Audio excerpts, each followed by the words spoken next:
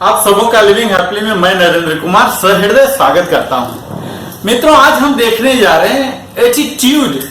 Attitude होता क्या है, जिसे हम शुद्ध हिंदी में बोलते हैं मनोदृष्टि, मनोभाव या रुख या रवैया।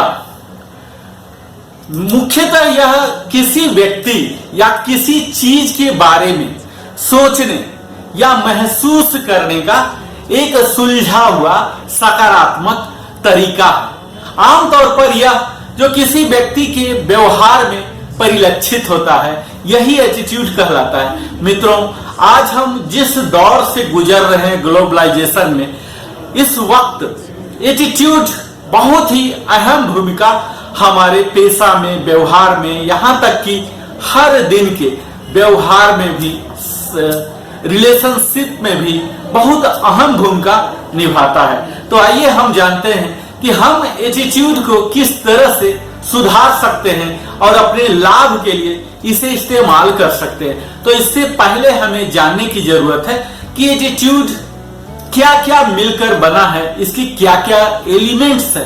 तो इसके पहले एलिमेंट्स को कहा जाता है पॉइंट ऑफ व्यू। हमारे किसी भी विषय के बारे में क्या पॉइंट ऑफ व्यू है। नेक्स्ट है क्या व्यू है, उसके बारे में मेरी क्या विचार है, क्या थॉट हम रखते हैं, हमारा क्या व्यू पॉइंट है, उसके पीछे हम क्या देखना चाहते हैं, उस लाइन के बीच में हम क्या पढ़ना चाहते हैं, कैसे हम समझ रहे हैं, हमारे वांटेज पॉइंट क्या है, उसके सोचने का दृष्टिकोण क्या है, फ्रेम ऑफ माइंड है, किस दृष्टिकोण से, किस नजरिए से हम देख रहे हैं, वे ऑफ थिंकिंग है, हमारे सोचने का तरीका क्या है, हम किस तरह से उसे क्रोनोलॉजिकल वे में कनेक्ट कर पा रहे हैं, way of looking at things है, किसी भी चीज को हम किस तरह से देख रहे हैं, और हमारे स्कूल ऑफ थॉट्स है, यह कंप्लीटली एक विचार बनते हैं जिसके कि विद्यालय कहते हैं। मित्रों, यह हमारे विचारों का एक विद्यालय का रूप ले लेता है। हमारे आउटलुक क्या है, हमारे एंगल क्या है, स्लैंटिंग किधर है, किस एंगल से हम सोचते हैं, हमारा पर्सपेक्टिव क्या है, आगे की योजना क्या है, आगे क्या सोचकर हम बात कर रहे हैं, क्या सोच रहे हैं, क्या हम रिएक्शन देते हैं, क्या प्रतिक्रियाएं देते हैं, हमारे स्टांसेस क्या है, किस तरह की उदाहरण हम पेश किया करते हैं, हमारा स्टैंड पॉइंट क्या है, पोजीशन क्या है, हम किस तरफ रहते हैं। जैसे महाभारत में है कौरव और पांडव, तो हम किस तरफ रहना चाहते हैं, यानी कि हमारा पोजीशन क्या होगा। इसके साथ ही इंक्लिनेशन, हमारा झुकाव किस साइड है, ओरिएंटेशन यानी कि किस दिशा में हम सोच रहे हैं, कहां हम पहुंचना चाहते हैं, हमारा अप्रोच क्या है, लॉजिकल अप्रोच है।